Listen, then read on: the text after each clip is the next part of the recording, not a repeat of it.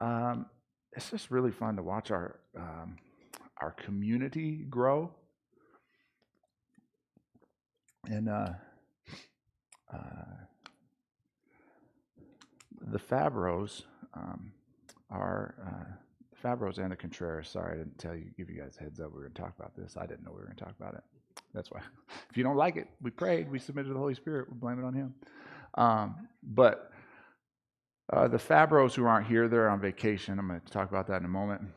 Doing a great journey trip across the country. Sorry for sharing their business, but they're voting official formal members of our community, and so are the Chachares, and we haven't properly celebrated that and acknowledged that. And kind of the cool thing is that they're not asking for that type of attention. They're just proud and excited to be a part of our community. So, but the Fabros are, so we do celebrate that. We do celebrate that. Celebrate, like, man, as I'm reading through Acts, I see them like celebrating that people, the disciples are growing in maturity, quantity, and quality, right? And so we celebrate the growth of our community in quality and quantity at the same time. And anyway, all that to say that the Fabros, I know one place that they visited was New Orleans, however you say it. You know, you guys know what I'm talking about, the Bayou. And I visited there once. It wasn't super memorable. It was interesting. It was an interesting vibe down there, right? And but one thing that I took away, and you know, they always talk about the food. So while I was there, I was asking some of the locals, like, "Hey man, so what makes the food so good? Like, if there's one ingredient, one seasoning that you might use, like, what is it?" And the guy told me about this. Does anybody know what this is? Oh yeah. If you know, you know. He's like, "Oh, you got to get some Tonys." What? Some Tony Chachares. Tony what? And you know, they got the interesting accents down there. I'm like, "Huh? Tony Chachares." And so I went to a store while I was in. This was my souvenir. Well, not this one. I've been through several bottles or with cans of this, but like, this was my souvenir coming back from New Orleans. Like, man, I got the authentic from New Orleans Creole seasoning, the Tony Chachares. Remember, I'm white, okay? Lest I have to remind you. I didn't know. I wasn't knowing, right? So I brought this back. This was my souvenir from New Orleans. It's seasoning, man. It's just good. And they said, man, we put it on everything, man. We put it on mac and cheese, put it on eggs, put it on grits, put it on anything. Put it on anything and in anything. If anything needs a little help, you just give it a little Tony. I made some spaghetti the other day, and I'm white. It needed a little help. And we dug in. I ate it. Sometimes I'll just eat it because I just need the food. And then afterwards, I eat so fast. I'm like, oh, that didn't really taste very good. And so Simeona was out, I think, doing something else. She came home. She was like, how was the spaghetti? I said, it was not very good. Yeah. But then a day or two later, I had it, the lefties, and put some Tonys on it. Fire. That spaghetti was fire. Thanks to Tony Chachares. Then I got back, you know, with my souvenir years ago. Well, come to find out, you can get this anywhere. My souvenir from New Orleans, that you can get this sucker at just about any Albertsons, Vons, route, any part of the country too. Yeah, it's pretty commonly well-known seasoning. Yeah. Jesus tells us that we are to be salt and light, right? But that Christian flavor is not always found everywhere, right? And what I love about that video I shared is that brother, was there anything bland about that cat? No, man, just perfectly flavored, seasoned. And the cool thing about him, like, we're called to be salt and light. What was that show? America's Got Talent? Is that what it was? AGT? he went on AGT and just salt and light. I'm going to go out there and be me. I'm going to be a gift to this world. And it's clear that I'm salt and light for Jesus. Right? Now, salt is not just about having flavor, which it is. And Jesus, I think he was hitting on, we got to have some flavor. Man, it just tastes better. You are that salt. You are that seasoning that just makes the situation better.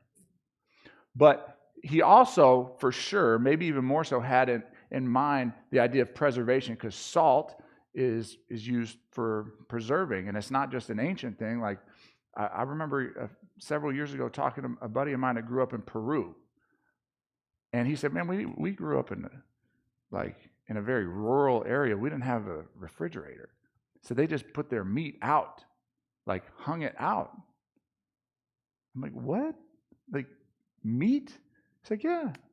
How did you didn't have a refrigerator? It was like, well, it was cool enough climate and mild enough climate that it survived for a while, but we put salt on it to preserve, right? But eventually that meat's going bad, right? Right? So salt was a preservative. And light, we take light for granted sometimes. Sunlight, it never rains in Southern California. You guys know that song? It's not true. This past winter as we call it out here, was really rainy, right?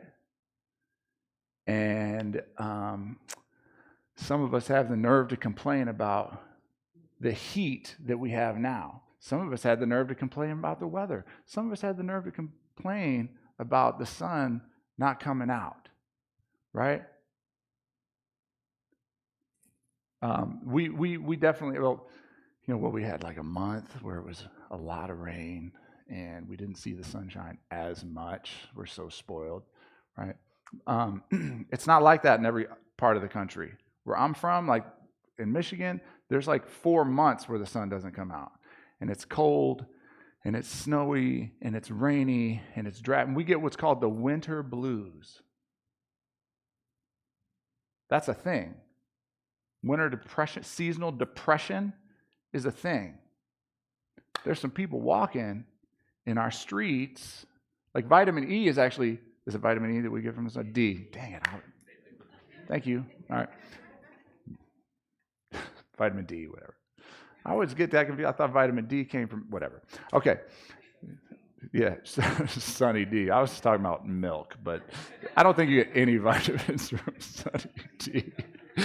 Oh, white people know about Sunny D. I don't know about, okay. Anyways, we need the sunlight, right? There are some malnourished people that are missing the sunshine in their life. So as I was reading through, who were we talking about today? Zephaniah. As I was reading through Zephaniah and meditating on his message this week, God just put in my heart salt and light, or another clever way to remember it, sasheries and sunshine. Okay? We are called to bring the sasheries and the sunshine to any and every environment we're in.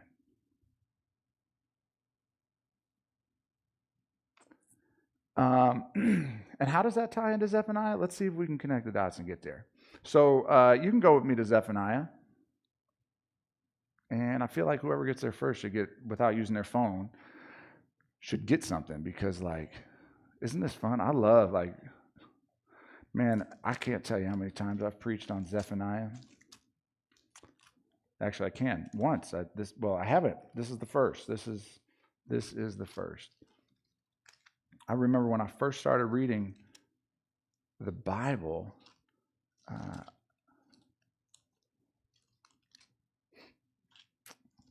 I remember talking about all the crazy names that were in there and just not realizing, there's so many books. There's so many authors. Well, so many, what's the better term? Philip Strike, help me out. So many scribes. Yeah, so many writers that the Holy Spirit used. And I remember being like, man, Zephaniah, who's this guy? I was always struck by that name because I thought it was a cool name. So here we are in Zephaniah. Zephaniah is 3 chapters. The first, and like most of the prophets, most of the prophets, they're proclaiming judgment. They're keeping it very real for the community of Israel. They're letting them know, hey, this is all bad. This idol worship is not okay. God's going to bring judgment. I'm warning you. It's going down. And then there's always an undertone of hope because God's always bringing judgment and as a discipline to turn people and call them to repentance. It's always for that. God's heart and desire is always to bring us back to Him, closer to Him, to have hope in Him. It's always what it is. And so Zephaniah and some of these other minor prophets we've been talking to, they're just doing a blanket, like it's not just about God's house and His people that are going to be judged. Everybody's going to be judged. There's a day of the Lord where He's going to set things straight and you will be judged. It's going to be a hard day, but it's going to be a great day. And for some, it's going to be really tragic. For some, it's going to be really great. It's going to be a mixed bag, but it's going to have judgment and justice, and it's also going to have hope and promises fulfilled. And so in Zephaniah's 3 chapters, the first chapter is devoted to judgment on Israel. The second chapter is devoted to judgment on everybody.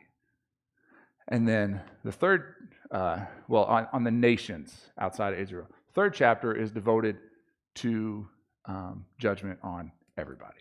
So first chapter, judgment on Israel. Second chapter, judgment on the nations. Third chapter, judgment on everybody. No one's getting out of this thing unscathed. But then there's a piece of hope in the second half of the last chapter that we'll get to in just a second. But at first, I want to highlight a couple verses from the first 2 chapters, and just see how they speak to your soul. So, chapter 1, Zephaniah 1, verse 12 says, as he's speaking judgment.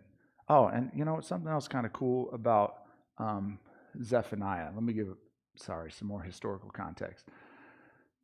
Zephaniah is the son of royalty. His grandfather, great-great-grandfather is Hezekiah. If you remember Hezekiah was one of the few, I think there was like 30 judges as we went through rewind it. 30-ish kings of the kingdoms of Israel, the north and southern kingdom of Israel. Hezekiah was one of the few righteous and good kings of Judah. And he led revival. And so he's got this heart passed down in his lineage for God's people. He's also a prophet during the time of Josiah, which is one of the other righteous and good kings of Judah. And he's probably prophesying like right before Josiah leads his revival, where he brings back the law, gathers the people, and makes the scriptures a part of how they share their community life. So right before that happens, Zephaniah, the great-great-grandson of Hezekiah, is prophesying. And he's got a word for God's people. Verse 12 says, "It will come about at that time that I will search Jerusalem with lamps, and I will punish the men who are stagnant in spirit, who say in their hearts," check that, I love that, in their hearts, "The Lord will not do good or evil." So Zephaniah is checking the hearts of God's people. And he's like, I'm going to search their hearts to see who is stagnant in spirit. Does that resonate with like just Christian culture today? Just stagnant. Just lukewarm, just going through the motions. And then he challenges the hearts and he says, man, I'm looking for those people who in their hearts are saying, man, God ain't doing nothing. God don't care. He's not doing good. He's not doing evil. He's just whatever. He's calling out people who are whatever in their walk. And he's bringing judgment. Then Zephaniah, in the next chapter, he actually searches all of the people's hearts. And he's looking for people that have a good and righteous, pure, humble heart to seek God. Because they're not just in the church. Isn't that interesting? In the church, he's like, man, some of y'all are stagnant. And we need to check that. But then he's like, but outside the church, there's actually some good and righteous folks out there. And we need to find them. We need to search them out. And so he says to them in chapter 2, verse 3, he says, seek the Lord, all you humble of the earth, who have carried out his ordinances. So there's people out there that are actually living, people say, well, I'm going to go to heaven. I live a good life, right? But there's actually, come on, let's keep it real. Aren't there some non-Jesus following people that are living better lives than facts? I see it in comparison, right? Nobody's good, not one. He says, there's people out there who are carrying out my ordinances. There's people out there who are living righteously. So to them, he says, seek the Lord, all you humble of the earth, who have carried out his ordinances. Seek righteousness, seek humility. Perhaps you will be hidden in the day of the Lord's anger.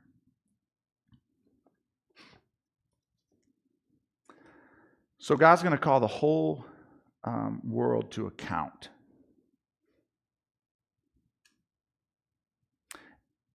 And in the context here, Zephaniah is letting Israel know, letting Judah know, letting the rest, because the northern kingdom's already been taken captive. We saw what happened to them. And Zephaniah is letting the southern kingdom know, hey, it's going to go down for you. You also are going to be taken into exile by the Babylonians. It's not going to go good. He gives them the heads up. This whole thing, like the wheels are going to fall off. The ship is sinking. Like this is going to be bad. But there's going to be a few of you that I put on the life raft. There's going to be a few of you that are able to escape. There's going to be what's called a remnant. There's going to be some people whose hearts I searched and who weren't stagnant. And there's going to be some people inside the church. There's going to be some people outside the church. There's going to be some folks whose hearts are righteous, pure, and humble. And I'm going to collect them as a remnant. There will be a remnant of people who have righteous and good hearts. And to them, he says, the second half of chapter 3, but I will leave among you a humble and lowly people, and they will take refuge in the name of the Lord.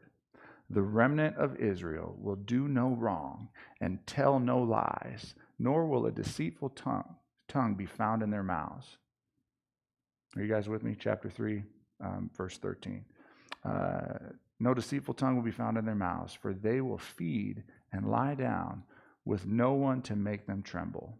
Shout for joy, O daughter of Zion. Shout in triumph, O Israel. Rejoice and exult with all your heart, O daughter of Jerusalem. The Lord has taken away his judgments against you. He has cleared away your enemies.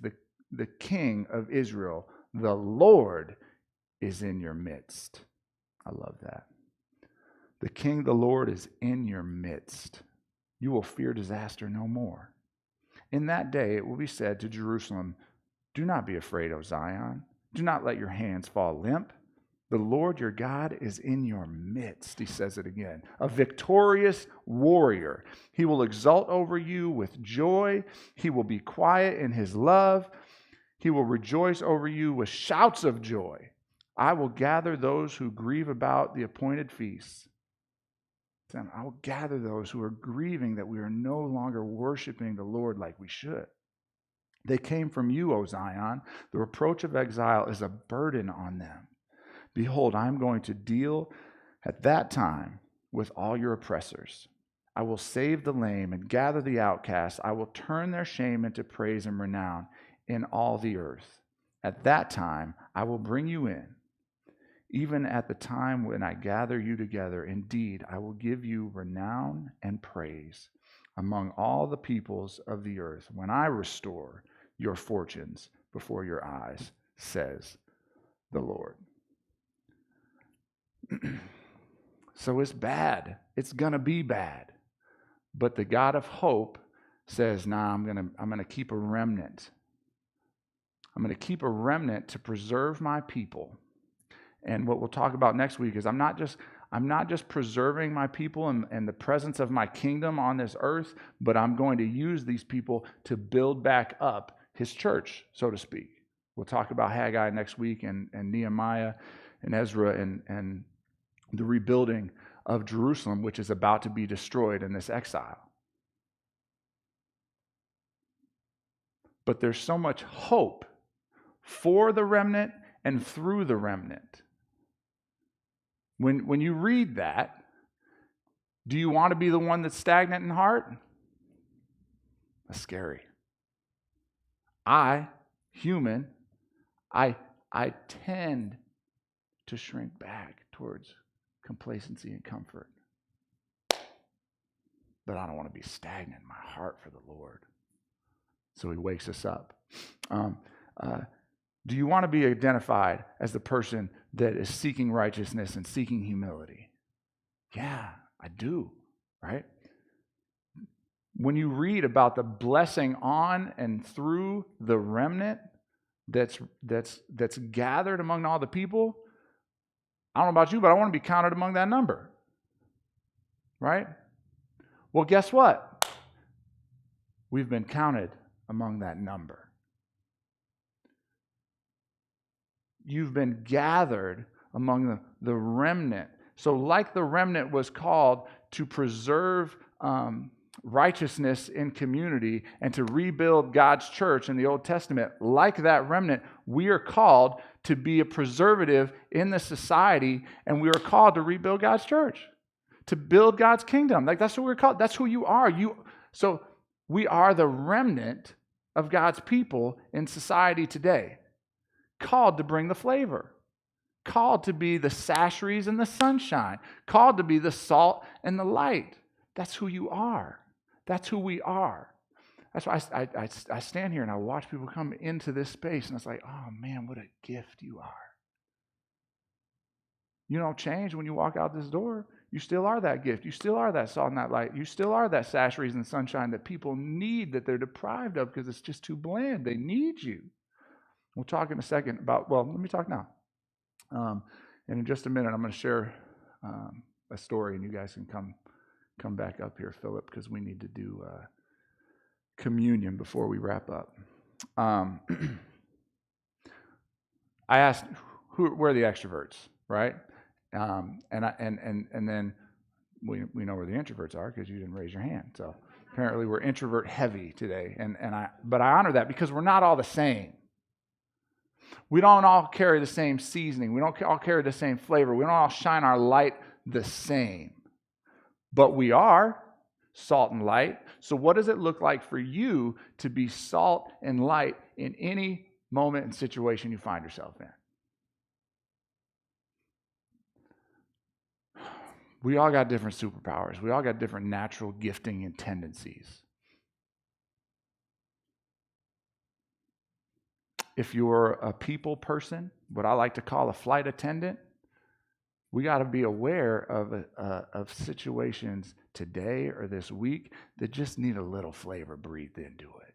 Just need a bit of emotional intelligence breathed into it. Need a little bit of smile and joy and life breathed into it.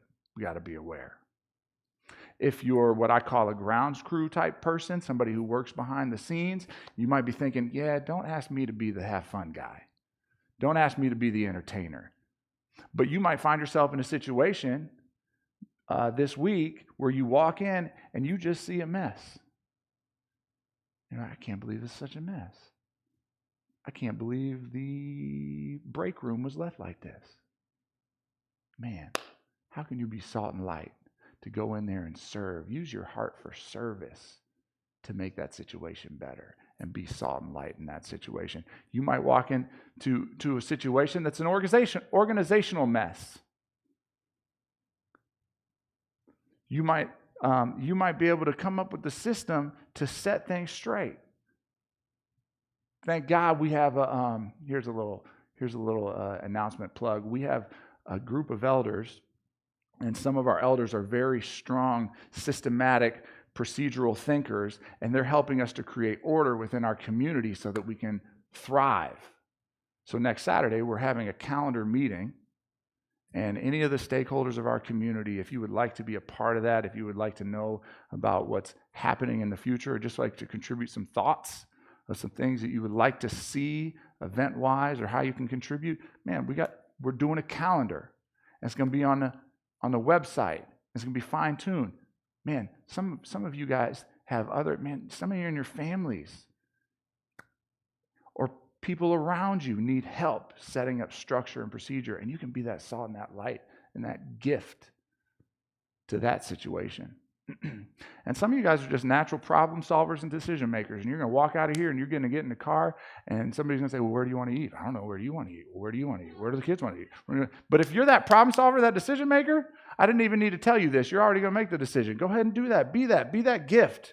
Be that problem solver and decision maker. See, there's so many different ways that we are crafted to be the perfect seasoning that is needed, or the perfect light to illuminate a situation. And when you are that light and you function as the remnant from a healthy place that's not stagnant, but a place that seeks righteousness and humility, and you recognize with humility that, man, I've been called and set apart by the graces of God to be a remnant, to preserve society. Oh my gosh, I need to walk out into this world and be that blessing and be that salt and that light, be that gift, be that sash, reason, sunshine. That's who you are.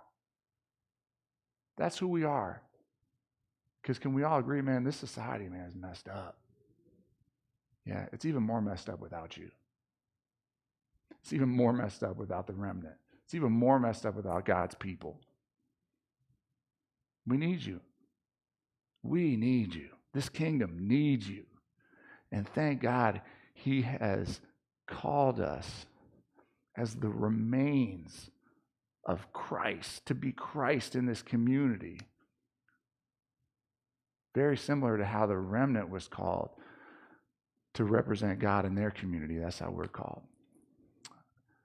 To be that sash reason, that sunlight. I'm going to give you guys one more story as you come up and lead us out. Just to kind of illustrate, I was reminded this week of a really cool story of when my grandfather was in the hospital, just I think maybe a week or two before he passed away.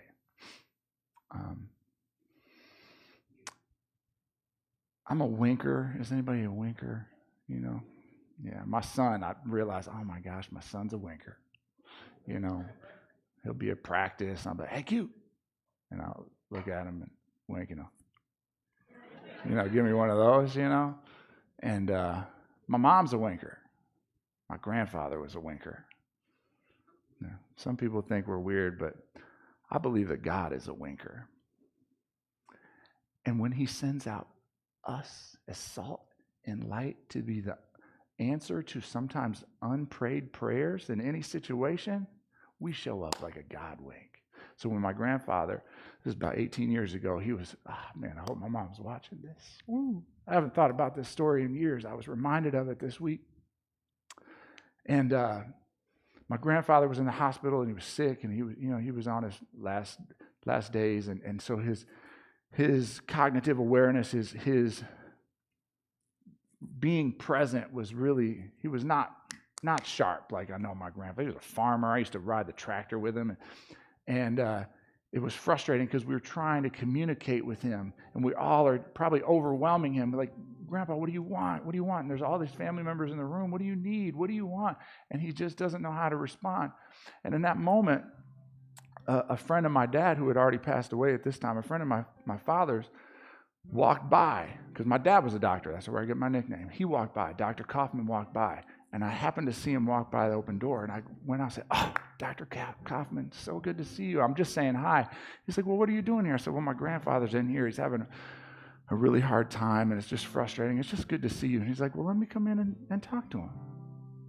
And he came in with this authority, with the perfect amount of seasoning and perfect amount of light. And he said, hello, Madison, how are you doing? and captured his attention and took authority in the room, showed up like a beacon in the room. Madison, how are you doing? How are you feeling? And my grandfather just kind of lit up and looked at him. I'm fine, thank you. And snapped him kind of back into reality and brought a calm over the chaos in the room. And in that moment, my grandfather turned and just stared at me. And we locked eyes. And he stared at me. I stared back at him for what seemed like a solid eternity. Maybe it was only 30 seconds or a minute or so, but it was special. And he came to this very clear awareness. And you know what he did? Woo! Winked at me. That's the power that we have when we recognize God's divine placement of us to be salt and light in a situation. And I pray that God uses you today or tomorrow or sometime this week to be a God wake for somebody else. Jesus, thank you so much, Lord. Thank you, Lord, for the